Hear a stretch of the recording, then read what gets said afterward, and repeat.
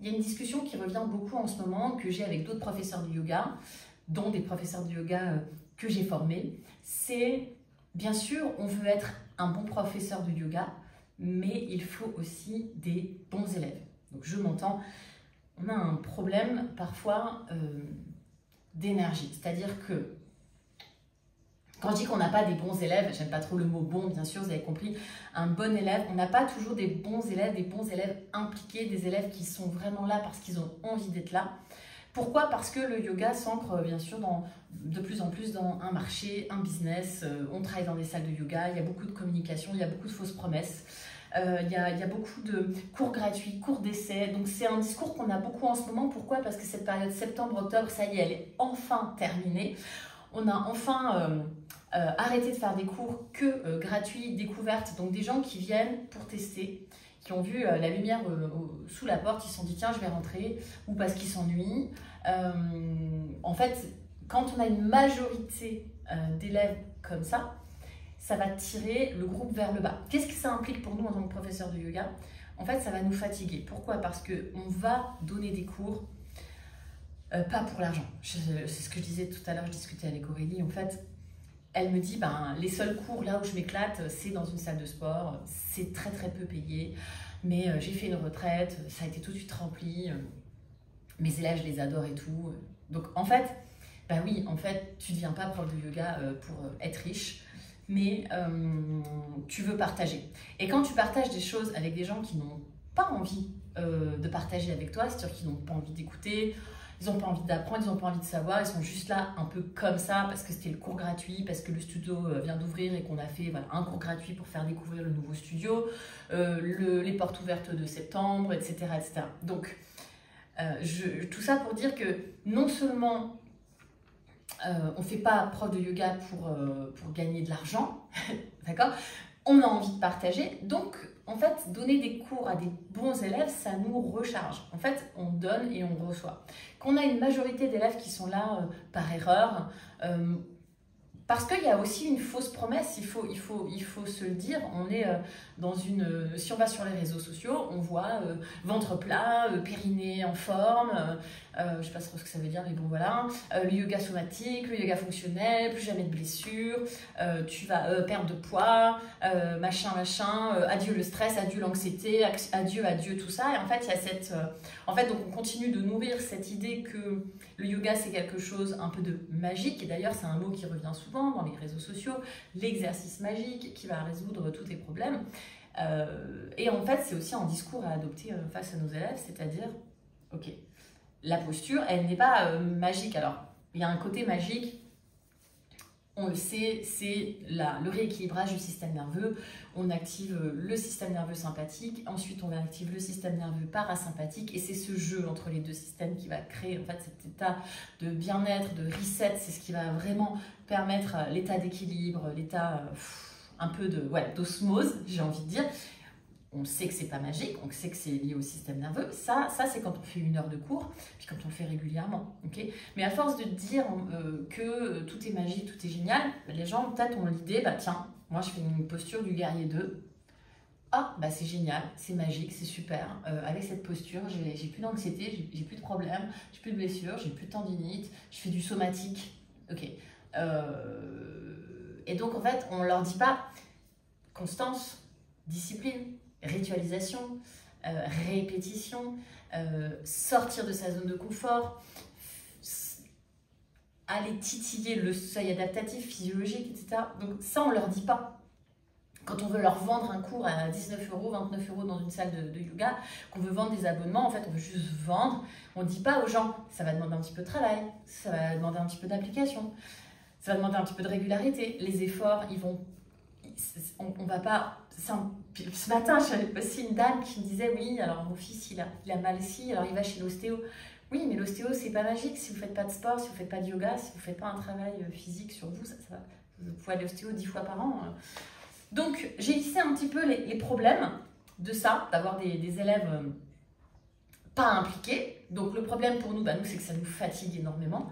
C'est qu'on donne et on ne reçoit pas. On peut être face à des gens un peu qui soupirent. Alors, ça m'est arrivé en formation et c'est arrivé aussi à une de mes élèves. voilà, la personne, ah, c'est dur, ah, c'est dur, hein. Ah, on va méditer, on va s'allonger pour méditer. Ah ouais, ah, c'est dur de s'allonger pour méditer. C'est dur de s'asseoir pour méditer. C'est dur de rester 5 minutes assis sans bouger. Et tout est dur en fait. Ah, on va faire 2 heures de cours. Ah bah c'est dur, ça va être dur. En fait, ça c'est un peu un truc un peu passif-agressif. En fait, petit à petit, ça nous fatigue. Qu'est-ce qui se passe? On va donner nos cours en traînant des pieds. Qu'est-ce qui se passe? On va aussi tirer les bons élèves vers le bas. C'est-à-dire que l'énergie de groupe va être down, et alors que si on a 80% d'élèves super impliqués, super motivés, et qu'on a 20% de nouveaux qui ont vu la lumière sous la porte, qui sont là complètement par hasard, ben ça va tirer les autres vers le haut. C'est-à-dire que c'est 2, 3, 5 personnes qui arrivent comme ça, qui sont complètement novices, elles vont se fondre en fait dans un truc, elles vont tout de suite capter le truc en fait, et elles vont soit avoir envie de faire partie du game, et parce qu'on va les accueillir, parce qu'on va être inclusif, parce qu'on va bien sûr, on va jamais les mettre de côté ces gens-là. On va les accompagner, mais en fait, ils vont être portés par une énergie qui fait monter. Donc oui, c'est important d'avoir des bons élèves. Les problèmes, c'est ce manque d'implication, ce manque d'envie. En fait, ils n'ont peut-être juste pas vraiment envie d'être là. En fait, on leur a offert un cours, ils ont des crédits, il faut les dépenser. Donc voilà, les modes, ce que je viens de dire, le yoga somatique, le yoga fonctionnel, le yoga machin, le yoga truc, le périnée, le ventre plat, etc., etc. Les fausses promesses, donc mode, fausses promesses un petit peu ensemble. L'ennui, en fait, on s'ennuie, on ne sait pas quoi faire, on va faire un cours de yoga. Voilà. La consommation, cette consommation, c'est-à-dire que ça va aussi un petit peu avec les modes, avec les fausses promesses, c'est-à-dire qu'on sort des nouvelles méthodes, c'est la nouvelle méthode. Moi, c'est ma méthode, voilà, c'est la méthode abracadabra, et du coup, ça va être complètement différent. Voilà, tous les jours, il y a des nouvelles méthodes. Enfin, moi, j'habite à Paris, donc tous les jours, il y a des nouvelles méthodes, tous les jours, des nouvelles méthodes de sport, de machin, de trucs. Donc, c'est une chose, en fait, de faire des recherches, de voir que effectivement on a beaucoup évolué en anatomie, on a beaucoup évolué avec les fascias, on a beaucoup évolué, on a beaucoup plus de connaissances sur la neuroscience, etc., l'implication de la proprioception, l'implication de la force, de la souplesse, la mobilité, tout ça, bien sûr, on peut en parler, bien sûr, on évolue, mais à force de mettre, voilà, c'est toujours que ça. Pareil, pas de blessure, c'est vrai. Moi, voilà, je me suis blessée il y a 2 semaines. Bien sûr, on va se blesser, c'est la vie en fait. C'est comme un enfant, tu veux pas qu'il se blesse, hein, tu veux pas qu'il tombe, tu veux pas qu'il salisse son pull, ça n'existe pas. Donc ces fausses promesses, tout ça, cette consommation, tout ça, ça va ensemble, et c'est ce qui crée cette vague d'élèves en septembre, en général, en octobre, et qui nous fatigue. Et en fait, non seulement ça nous fatigue, mais ça nous empêche de créer notre noyau, ça nous empêche d'avoir notre communauté, ça nous empêche d'avoir ce groupe d'élèves motivés qui va porter les autres vers le haut. Et donc ça dégringole, ça prend pas. Et en fait, c'est pas vous qui êtes une mauvaise prof, parfois, c'est juste ça. Pourquoi ça prend pas? Parce qu'il y a trop de mauvais élèves. Les solutions, maintenant, alors il y a expérience professionnelle, personnelle, expérience aussi avec tous les gens que je rencontre, salle de sport, bon état d'esprit en général, puisque on sait qu'on vient faire un cours de yoga, voilà, on sait qu'il y a un côté physique. Alors le yoga, c'est pas une pratique sportive officiellement en France, mais ça l'est dans beaucoup d'autres pays. Nous, en fait, en France, on associe le yoga évidemment aux postures principalement, on fait 80-90% de postures. On est quand même dans le corps, on est dans le physique, donc c'est vrai que dans les salles de sport, souvent, on est en état d'esprit assez ouvert, parce qu'on ne sait pas trop ce qu'on va trouver, on n'est pas que sur le spirituel, donc on est ok, en fait, on est curieux, on est là, on a envie d'apprendre, on n'a pas encore d'idées reçues, on ne se dit pas « the real yoga is that ». Ah non, moi des fois j'ai une prof qui m'écrit sur Instagram, j'offre un cours gratuit, elle m'écrit « Ah non, moi je ne pratique que de l'ashtanga traditionnel ». Oui. Voilà, on n'est pas du coup dans ce truc, moi je ne pratique que ça c'est ma pratique, non, moi je fais que du traditionnel. Voilà, on sait pas, on arrive, on découvre, et puis on s'éclate en fait. Et puis du coup on n'est pas dans les dogmes, et on n'est pas dans les a priori, et puis on essaie des trucs. Et voilà, donc on a une bonne énergie en général, les gens sont de bonne volonté. Okay. Maintenant, il y a aussi les horaires. Donc, c'est sûr que je me suis rendu compte qu'un samedi après-midi à 16 h, même dans une salle de sport, c'était un petit peu dur. Un peu dur de faire monter l'énergie. La prof qui donnait le cours, tu sentais que voilà, il fallait. En fait, c'est ça. C'est pas hyper réceptif, c'est un peu mou, c'est les saisons. Il y a des semaines où tout le monde est à plat. Donc, on peut aussi. Donc, aller dans les salles de sport parce que l'énergie un petit peu plus up, aller vers des horaires où l'énergie est un petit peu plus up, donc essayer de donner des cours à des horaires plus up, ou à contrario, donner des cours à des horaires plus down, c'est-à-dire que, ok, le samedi après-midi, il n'y a pas grand monde, mais ces personnes qui sont là, si je retourne prendre ce même cours dans 2 mois, probablement qu'il y aura eu un noyau, parce qu'en fait, si on se déplace un samedi après-midi pour aller prendre un cours de yoga, c'est qu'on en a envie quand même, tu vois. Donc, ça veut dire que là, sur un horaire qui peut sembler creux, ou un vendredi matin, ou un truc qui peut comme ça sembler creux, ben en fait là on peut peut-être vraiment créer une communauté. Donc on met des horaires moins foufou, moins de classe pass, moins de trucs comme ça, et finalement on se rend compte qu'on a un bon noyau. Donc ça c'est aussi une solution, les horaires. On peut créer ses propres cours, louer une salle, et voilà. Et du coup bah, c'est notre cours, donc forcément voilà, on est plus à l'aise, on est plus nous-mêmes, et les gens ils viennent plus pour nous. Et du coup, ça va, le noyau va se créer peut-être un petit peu plus facilement, un petit peu plus vite parce que c'est du direct. Voilà, on ne vient pas chez Épisode pour faire un cours de yoga, accessoirement avec Anne-Julie ou peu importe en fait le nom de la nana qui donne cours. Mais on vient, ah non, moi je fais des cours avec Anne-Julie, elle loue une salle dans le Marais, on va prendre son cours à elle. Voilà. Il y a un lien qui se crée. Donc ça permet aussi de créer la communauté, créer le noyau. On peut jouer sur les niveaux. Donc moi, c'est ce que j'ai fait là récemment sur un studio qui s'est ouvert.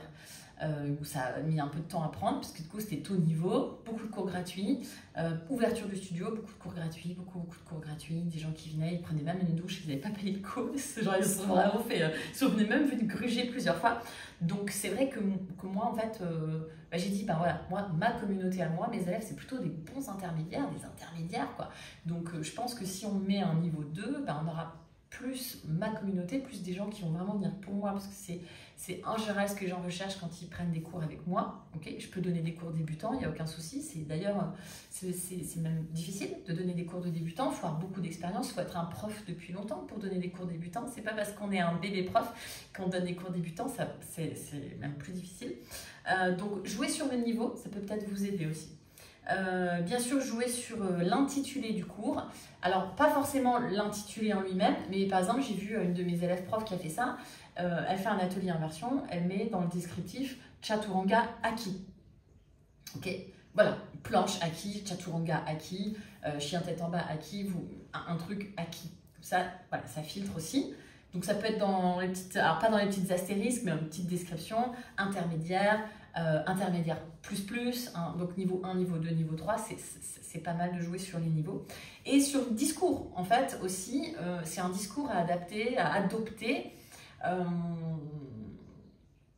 Voilà, qu'est-ce qu'on leur dit à nos élèves, comment on enseigne, est-ce qu'on leur explique en fait ça, que le yoga c'est à la base une pratique bah déjà qui est à la base spirituelle, à la toute base, il y a quand même on veut garder des principes philosophiques, on veut enseigner bien sûr les asanas et on est là pour bouger sur le tapis, il n'y a pas de souci, mais on veut aussi garder quelques principes, sinon c'est pas du yoga, notamment parmi ces principes-là, la constance, la ritualisation, la répétition, la concentration, etc. Donc la persévérance, la résilience. Et peut-être c'est un truc à expliquer, si on peut expliquer avant, envoyer un petit message, si tout est automatisé, si tout passe par l'électronique, bah, envoyer un petit message, expliquer que en fait, le rôle de l'élève est aussi important que le rôle du professeur, que c'est un cours qu'on construit ensemble, qu'on est ensemble, et que je vous demanderai d'écouter mes instructions, je vous donnerai des moments de liberté, je vous donnerai mais les 15 premières minutes sont les moments où on construit le cours ensemble, et je vous demanderai de persévérer si ça devient difficile, parce que les résultats sont là. J'ai un prof de Pilates à Paris, il dit, je crois qu'il commence son cours en disant, c'est un truc de ouf, j'ai pas les mots justes, mais il dit, voilà, le Pilates, c'est super dur, on déteste ça, mais au bout de 3 cours, on trouve ça génial, il faut persévérer. Enfin, je sais plus comment il le dit, c'est hyper drôle. Mais du coup, ça marche très bien, ça marche vraiment bien. Les gens qui viennent prendre son cours, bah voilà, ils en chient. Mais ils viennent, et en fait, ils sont contents aussi. Donc, il y a aussi une manière de... Ce que j'ai remarqué, c'est que effectivement, faut toujours qu'il y ait un peu de difficulté pour tout le monde. Il faut toujours qu'il y ait un peu de difficulté. Sinon, on n'y revient pas, en fait. On n'y revient pas. Donc voilà, donc ça c'est les petits conseils que je peux vous donner si c'est votre cas, si vous souffrez un petit peu de ça, de cette fatigue, cet épuisement, des élèves qui sont là, on ne sait pas trop pourquoi, les cours gratuits, etc. Il y a des solutions, mais peut-être déjà le simple fait de conscientiser que, ah ouais, en fait, c'est important aussi d'avoir des élèves impliqués et de prendre conscience que peut-être c'est l'implication en face qui manque pour créer ce cours bien, pour créer ce noyau, pour créer sa communauté. C'est ça qu'on veut, c'est créer notre communauté, d'accord? Encore une fois. Donc, visualisez un petit peu les élèves que vous avez envie d'avoir. Imaginez, pensez à vos 3 élèves préférés, j'ai envie de dire, et pensez à eux et raisonnez ça, vibrez ça, pour manifester ça aussi. Je pense que c'est hyper important de se connecter vraiment à la personne qu'on a envie d'avoir, en fait, avec qui on a envie de partager notre savoir. Moi, j'ai pas envie de partager mon savoir à quelqu'un qui n'en a rien à faire, tu vois. Quand je suis au café, que j'ai envie de parler de l'anatomie du genou, ben en fait, bah oui, je discute avec le kiné qui boit le café avec moi, mais c'est sûr que elle, la barista, elle s'en fout.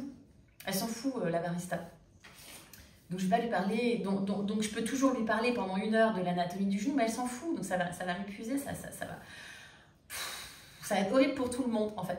Donc juste conscientiser ça, ça peut déjà débloquer des choses et ensuite les petits conseils que je vous ai donnés.